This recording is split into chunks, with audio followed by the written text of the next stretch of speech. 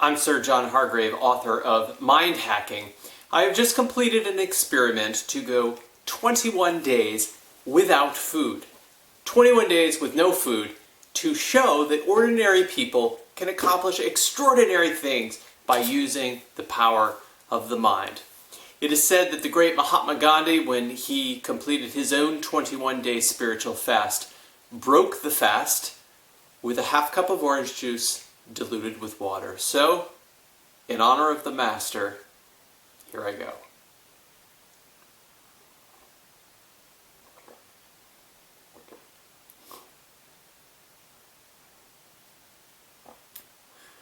Oh, that is an orange-gasm. You have no idea how good orange juice tastes. It's really good. Unbelievable. I want to share with you some of the mind hacks or mental techniques that I used to get through the last 21 days. And the first one is to have a goal. So I was really clear, I'm going to do 21 days. I didn't just say, I'm going to go as long as I can. And the research shows that people who have a specific goal, who write it down, and who enlist the help of family and friends are much more likely to achieve those goals. So I put it out there. I told everybody what I was doing. I got lots of support, and I did end up making it through. Have a goal. The next is to feed the positive and to starve the negative. So a lot of people tried to talk me out of it up front. A lot of people said, hey, don't die. And that was kind of a scary thought. I might die. So that's a negative thought loop. That would have stopped me right away. Instead, I had to build up an arsenal of positive thought loops to gird me in times of difficulty. You're constantly hungry when you go 21 days without food. And so I had these positive thought loops like, I am getting stronger. I am full of energy.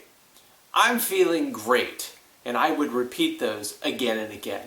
When somebody would ask me, hey, how you doing? The natural response would be, starving. But instead I would say, I'm feeling good. Now, if I say starving, the person says, oh, he's starving. And it bounces back at me to say, I'm starving. It's almost like a double mirror image here of how I'm feeling, the negativity. But if I say, hey, I'm feeling good, then they say, unbelievable, he's feeling good. And then I go, hey, I am kind of feeling good. And you know what? Saying that again and again, I really did feel kind of good. I said, I'm full of energy, constantly. Now, I was really nervous going into this that I wouldn't have enough energy to do my job. I run a company, I was launching a book, very busy time. But in many ways, I had more energy than ever before because I was constantly feeding those positive thought loops. Feed the positive, starve the negative, no matter what you're trying to do. The next hack I used was the percent complete. I trained for a marathon years ago, and I learned that training for a marathon is like 80% mental. It's just convincing yourself that you can run this long, grueling distance. I also learned when training for a marathon that if you focused on how far you have to go, it's totally demotivating. If you run 2 miles and you think, I got 24.2 miles to go, you won't want to continue. But if you go, hey, 2 miles, I'm feeling pretty good, not bad, then you can continue that through 5, 10, 15, 20, all the way through your 26.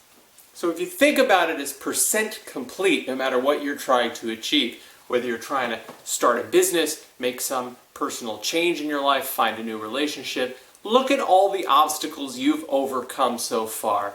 Look backward and celebrate those successes. It's motivating. It gives you the encouragement then to continue on the rest of the way until it finally is complete, like it is for me today. Orange juice. The next one is breathe. I know this sounds basic, but there is a ton of scientific research that shows when we breathe consciously, properly, from the belly, from the diaphragm, that we saturate our bodies and our brains with life-giving oxygen, and that makes us calmer and more focused and more productive. Breathing, in many ways, was my food for the last 21 days. During lunchtime, instead of eating, I would go out, take a walk, and just consciously breathe.